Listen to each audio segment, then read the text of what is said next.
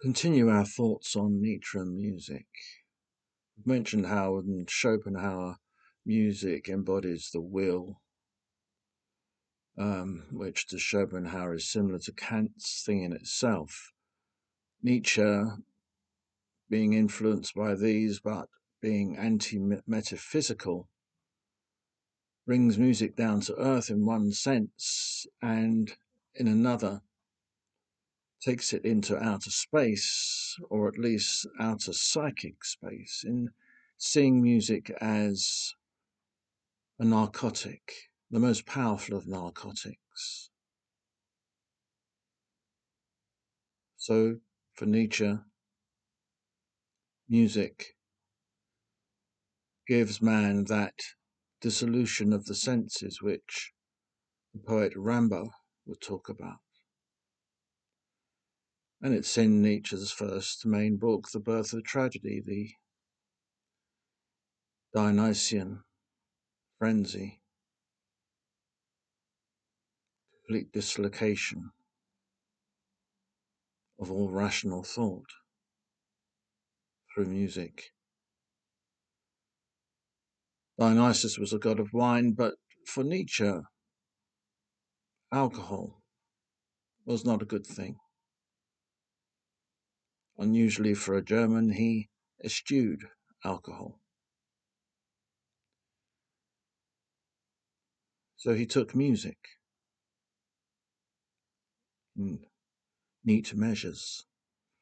But he also, and this is less recognized, he also took drugs. But first he takes them because of the pain he feels from these constant headaches, the headaches which cause him to stop work as a professor and take leave, endless leave, retires. And during that leave, he will wander Europe to the south of France, to the Italian Riviera, to Switzerland, to the Teutoburg forests.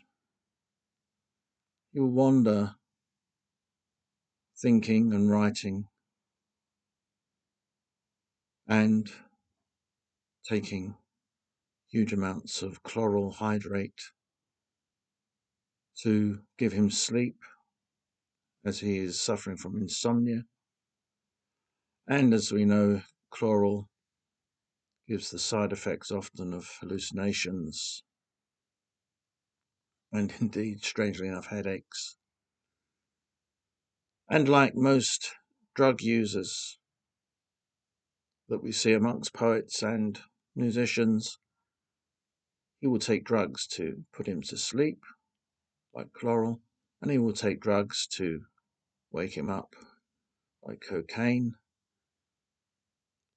So we know that he's taking a roster of drugs, chemicals, chloral, opium he's taking forms of cannabis, and yes, forms of cocaine.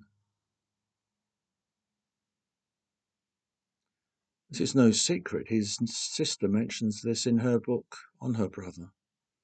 And this cuts across the nonsense that his sister was some kind of prude who was always trying to create some kind of image of Nietzsche which wasn't real. In fact, she was very realistic about her brother, mentioning, detailing the drugs that he was taking.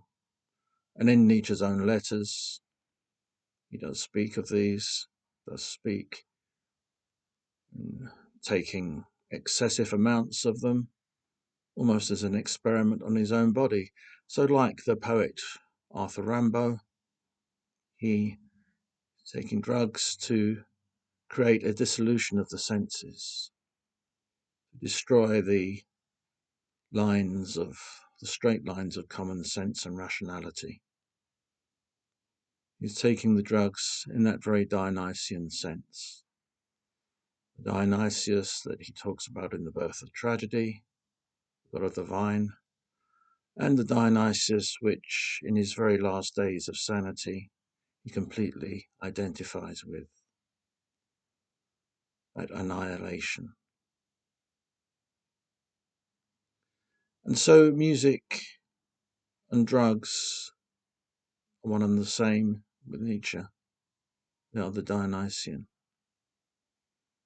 complete obliterator, the abyss, that abyss where mankind will fall so that the Superman can arise. So there's the importance of music,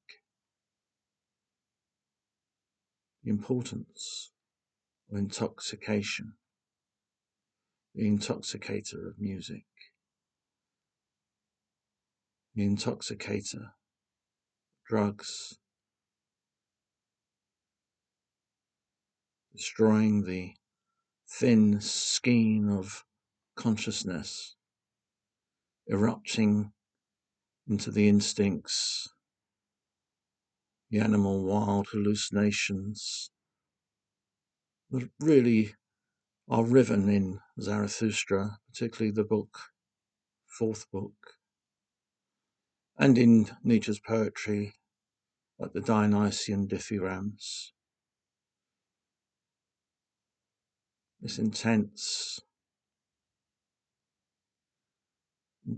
symbolic